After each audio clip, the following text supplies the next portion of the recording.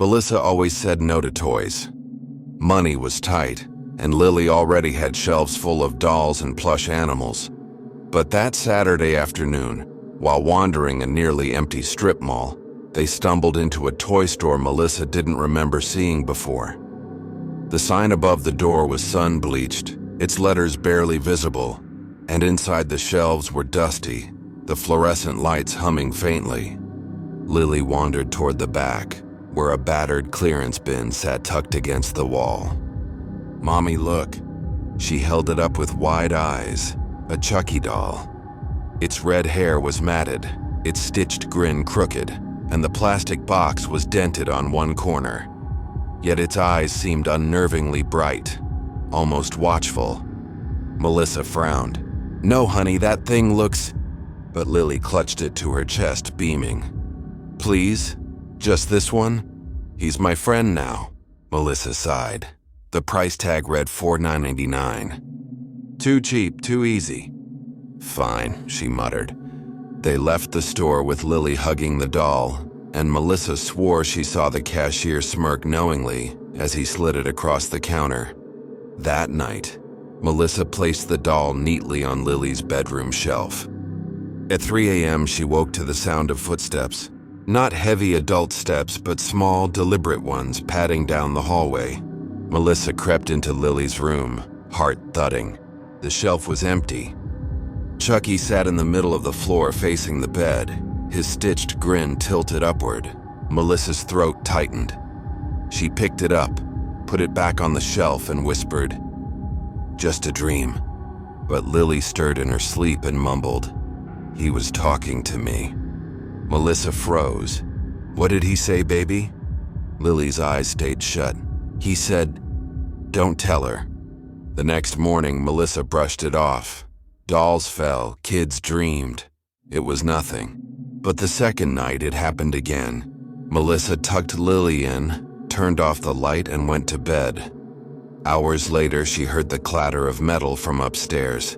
She rushed into Lily's room and stopped dead. The Chucky doll was sitting on the dresser. Its plastic hand rested on a pair of scissors. Melissa snatched it up, shoving it back onto the shelf with shaking hands. As she turned away, she swore she heard a faint chuckle. By the third night, she was exhausted, nerves shot. At 2:45 a.m., Lily screamed. Melissa ran into the room and froze. The doll was sitting upright at the foot of the bed. Its head was tilted, and its stitched grin seemed wider.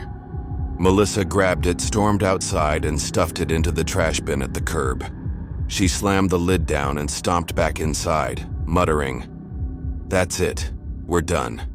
But when she peeked out the window an hour later, her stomach dropped. The trash bin lid was open, and the doll was gone. The next morning, Lily came downstairs holding the doll.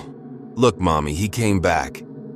Melissa snatched it from her hands, horrified. "Where did you get this?" "From my window," Lily whispered. Melissa stared at her. "Sweetheart, our apartment is on the second floor." She stuffed the doll into a bag and drove straight back to the toy store. Slamming it onto the counter, she demanded, "I bought this here. I want my money back." The cashier's face paled. "Where did you say you got this?" "From your clearance bin," she snapped. The man shook his head. "Ma'am, we don't have a clearance bin anymore, haven't for years, not since the fire." Melissa blinked. "What fire?" He pointed to a charred section of the back wall, half covered by shelving. "Electrical fire, 3 years ago. Nearly burned the place down. We lost stock, dolls like that. They were destroyed." Melissa's gaze dropped to the box. It was scorched black on one side, but she swore when she bought it, it hadn't looked that way. That night, Melissa locked the doll in the garage inside a plastic storage bin, weighted with bricks. She even taped the lid shut. She sat up in the kitchen with coffee, staring at the door. At 2 a.m., she heard scratching, coming from inside the house. Her stomach dropped. She ran upstairs. Lily was screaming. Melissa flung open the bedroom door and froze. The Chucky doll was on the bed, its plastic arm wrapped tightly around Lily's shoulders, pulling her close. Its stitched grin stretched impossibly wide, and in its other hand, clenched tightly, was a kitchen knife. Melissa lunged forward, yanking Lily away. The knife clattered to the floor. She hurled the doll against the wall, scooped her daughter into her arms, and fled downstairs. When the police arrived minutes later, they searched every inch of the house. The doll was gone. No knife, no evidence. But Melissa kept insisting. It was here, it was holding her, it moved. The officer exchanged a look with his partner. You're not the first person on this street to report strange toys, he said carefully. Things showing up where they shouldn't, objects moving on their own. Melissa packed bags that night and never returned. For weeks they tried to move on, but in their new apartment, Melissa noticed something strange. Every morning, Lily's toys were rearranged, always in a perfect circle, and always with one empty spot in the middle, as though something was waiting to come back. Tommy had been counting down the days. For weeks, he talked about nothing else. His 10th birthday, double digits. Grown up now, he'd brag to his friends. He wanted a bike, some video games, and maybe a baseball bat. What he didn't want, what no one expected, was the doll. The party was small, just close family. Balloons sagged in the corners. The smell of chocolate cake filled the kitchen, and laughter echoed as Tommy tore into wrapping paper. But then Uncle Mark set a long, narrow box on the table. The boy's face lit up with curiosity. He tore the paper away, revealing a dented box with plastic film cracked across the front. Inside sat a Chucky doll. The room fell silent for a beat.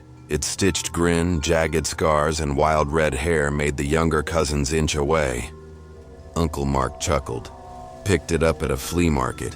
Thought you'd get a kick out of it. Tommy, however, was thrilled. He lifted the doll high, showing it off like a trophy. He sat it at the head of the table while he blew out his candles. Melissa, his mother, forced a smile, but unease tugged at her. As she carried plates to the sink, she could have sworn the doll's glassy blue eyes followed her, and just for a moment she thought it blinked. That night after the guests left, Tommy carried the doll upstairs, tucking it under his blanket beside him. Melissa kissed his forehead. "Happy birthday, sweetheart." She glanced at the doll one last time. Its painted smile looked sharper in the dark. At 2:37 a.m., a sound woke her. The distinct crash of shattering glass. Melissa crept downstairs, clutching a flashlight. In the kitchen, shards glittered across the floor. A drinking glass lay broken, milk dripping down the cabinet. Her heart skipped. At the table, sitting upright in a chair, was the Chucky doll. Melissa froze, pulse pounding. She knew Tommy had left it in his bed. Slowly, she lifted it, whispering to herself, "He must have brought it down." But as she carried it upstairs, she noticed its small plastic fingers were slick, wet, with milk. The next morning, Tommy acted as if nothing was wrong. He strapped Chucky into the back seat when Melissa drove him to school, whispering to it, laughing quietly as though it answered. Melissa scolded him. "Honey, it's just a toy. You don't need to take it everywhere." But Tommy shook his head fiercely. "He wants to come." By the end of the week, accidents started happening. The family cat was found shut in the dryer, dazed and panting. A kitchen knife went missing for 2 days, then appeared buried in the sofa cushions. Melissa found the garage in chaos, tools scattered, one hammer bent at an angle as though crushed in a vise, and every time Chucky was nearby, sitting on the counter, propped in the hallway, or once impossibly waiting on Melissa's pillow, staring at her with that painted grin. "This thing has to go," Melissa snapped one night. Her husband Daniel tried to calm her. "It's just Tommy's imagination, he's at that age." But Tommy overheard, his small fists clenched. "You can't take him away, he's my best friend." Melissa's skin prickled. His voice sounded strange, deeper, angrier, nothing like her son's usual tone. That night, while Tommy slept, she climbed into the attic and shoved the doll deep into a box of old Christmas decorations. Dust rained down as she slammed the lid shut. For the first time in days, she slept peacefully. Until 3:14 a.m. A sound roused her. Laughter, low, raspy. It carried down the hallway. She sprinted into Tommy's room. The boy was awake, sobbing, pointing at the nightstand. Chucky sat upright, propped neatly, his plastic hand clutching something small and white. Melissa's stomach turned. It was one of Tommy's teeth. Blood stained his pillow where it had been torn from his gums. The doll's stitched grin seemed wider, almost alive. The next day, Melissa didn't hesitate. She drove miles away to a landfill on the edge of town. She buried the doll beneath layers of trash and broken furniture, gagging from the stench but relieved to see it disappear. That night, she tucked Tommy in and checked under the bed twice. All clear. She allowed herself to relax. Until 4:02 a.m., a scream shattered the silence. Melissa bolted to Tommy's room. The boy was curled on the floor, sobbing. On the bed sat Chucky. Its plastic hand clutched 3 of Tommy's teeth. The police were called. Melissa tried to explain, frantic, insisting the doll had moved on its own. They bagged it as evidence, though one officer muttered it was just a bad prank gift. But when the officer sealed the evidence bag, he swore he heard it whisper. One word. Smile. Melissa never let Tommy keep toys in his room again. But sometimes in the dead of night, she still hears laughter from the attic. And when Tommy grins, gaps still fresh where new teeth should be growing, she swears she sees the doll's expression mirrored in his face. Ethan thought of himself as fearless. At 17, he rolled his eyes at ghost stories, laughed at horror movies, and told his friends he'd take a demon on in a fist fight. So when he spotted the Chucky doll in the dusty window of a pawn shop one rainy afternoon, he couldn't resist. The shop looked abandoned at first. The neon sign above the door flickered weakly.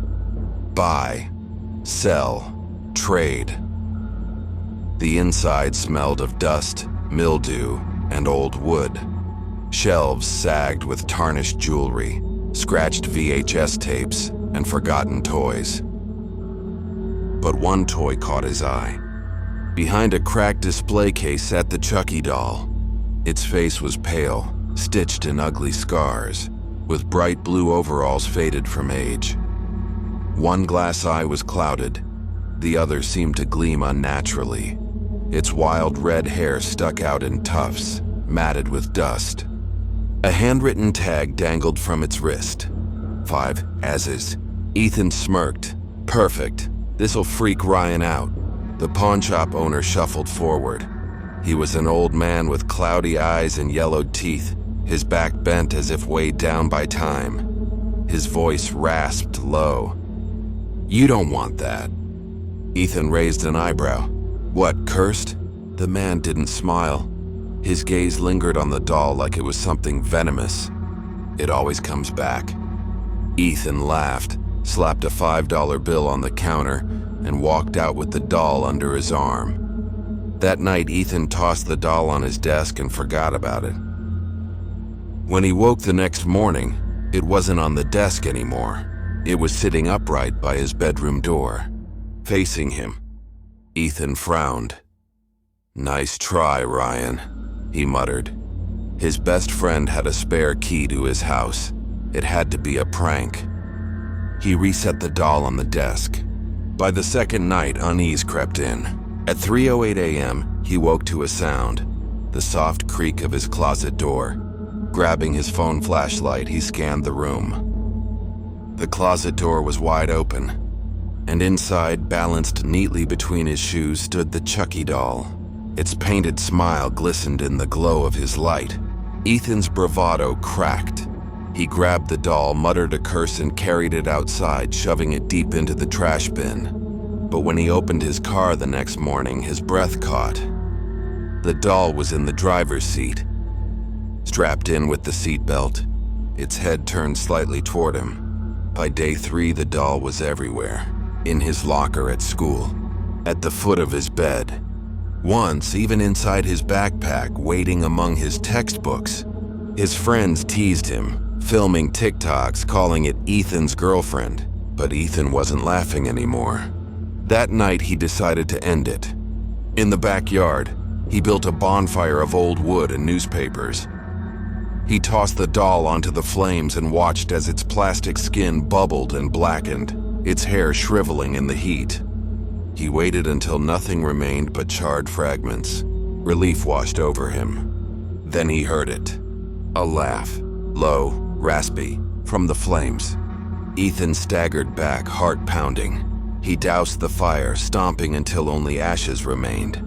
At 4 a.m., he woke screaming. His arms burned with searing pain. He flipped on the light and froze. His forearms were blistered red, covered in burns. In the corner of the room, on the desk where it had first sat, the doll was back. Half melted, one side of its face blackened and warped, yet its grin looked sharper. Alive. Its eyes gleamed, watching him. Panicked, Ethan wrapped the doll in a garbage bag and drove back to the pawn shop at dawn. He slammed it on the counter. "Take it back." The old man didn't move. His eyes darted to the bag, then to Ethan. "I told you," he rasped. "It always comes back." Ethan snarled, "Then I'll burn your whole damn shop." But when he stormed out and glanced back, his blood froze. The building was gone. No sign. No flickering neon. Just a boarded-up shell covered in graffiti, as though the shop had been abandoned for years. That night, when Ethan returned home, he smelled something acrid in the kitchen. Smoke. He rushed in and dropped the frying pan he was holding. The doll was sitting at the dinner table. Its face was melted, half charred, but its grin had stretched impossibly wide. It sat in Ethan's chair, fork and knife placed neatly on either side of a plate. On the plate were 5 long blackened teeth. Ethan staggered back, gagging. The doll's head turned toward him, and in that low, rasping voice it whispered, "Hungry." The next morning, Ethan's mother found him sitting catatonic at the table. He wouldn't speak. The doll was gone, but his arms were blistered, burned in the exact places where the doll's melted plastic had bubbled in the fire. And on the plate in front of him were 5 teeth. Not blackened anymore, but white, human. If you made it this far, thank you for spending your night with us. If these stories gave you chills, there's plenty more waiting. Don't forget to subscribe to Night Fear Stories for new terrifying tales every single night. Sleep well, if you can.